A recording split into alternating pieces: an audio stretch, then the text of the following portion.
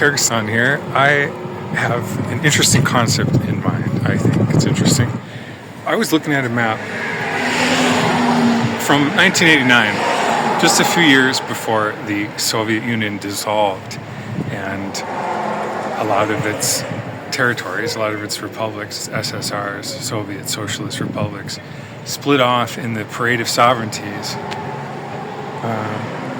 And looking at that map from 1989, when the Soviet Union was still going, it's easy to see that the modern boundaries of countries of the former Soviet Union are pretty much the same as they were. They're pretty much the Soviet Union republic boundaries. It's just some of them are their own nation states now. And it's interesting to think about. It's like, okay, they got their sovereignty. They got their independence, technically. Kyrgyzstan, Kazakhstan, Uzbekistan, Turkmenistan, Azerbaijan, Armenia, Georgia, Lithuania, Latvia, Estonia. How many did I miss?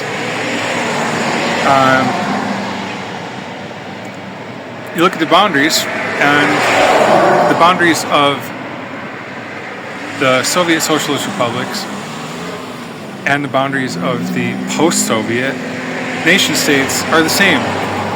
So think about this. They got their sovereignty, they got their independence, they have their own governments now. They run their own governments. They're not run by Russia, influenced by Russia, of course.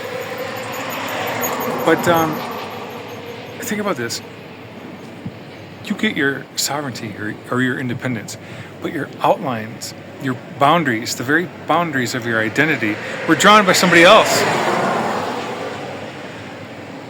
It makes me think about early human influence. For example, you grow up and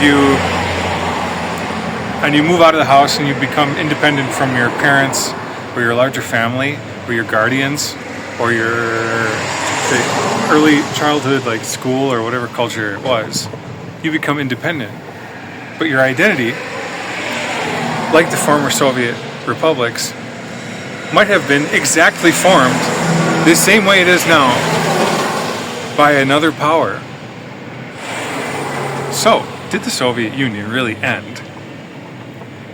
If its former republics, who supposedly now have their own sovereignty, their own governments, their outline, their boundaries of their own identity, at least in land, was drawn, it was drawn by either the Soviet Union or the Russian Empire before that. This really makes me think, like, if you're an independent person, if you're an adult, and if you've grown up, and if you pride yourself, or at least conceptualize yourself as having independence in your identity from your parents or even your grandparents, the Soviet Union or the Russian Empire, so to speak, have you redrawn your own boundaries? Are you someone who can redraw your own boundaries? Are you someone who can redraw your own identity? Or is your identity already set in stone, relatively unchangeable? You could fight with one of your brothers like Armenia and Azerbaijan do. But what if you're one of the stands? What if you're Uzbekistan, Turkmenistan, Tajikistan? I missed that one. Kazakhstan, Kyrgyzstan, independent, kind of like a child. But your boundaries of your identity were drawn by somebody else. Some other power that supposedly doesn't define you, it doesn't control you anymore. If you can't change your own boundaries, especially if you're landlocked, how much control do you really have? So yeah, I'm trying to talk about two things at the same time, and two things that I'm genuinely interested in. One of them being geopolitics, and the other one being personal identity. Bring it real close. So it's a macrocosm and a microcosm. And I think one that many people would relate to both. If you live here, you would certainly relate to both. And I think if you're an American from the United States, that's another thing.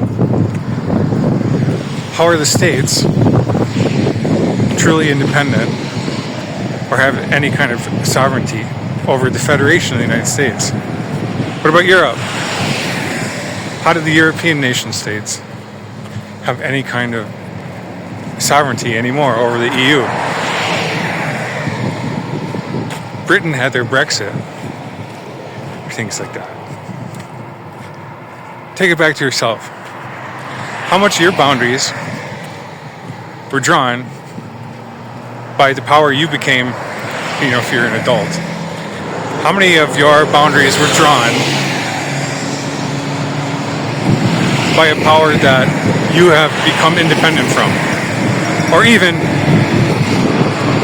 a power before that? The Soviet Union, the Russian Empire, your parents, your grandparents, who made your behavior, who made your identity, who drew your very boundaries of how you even conceptualize yourselves.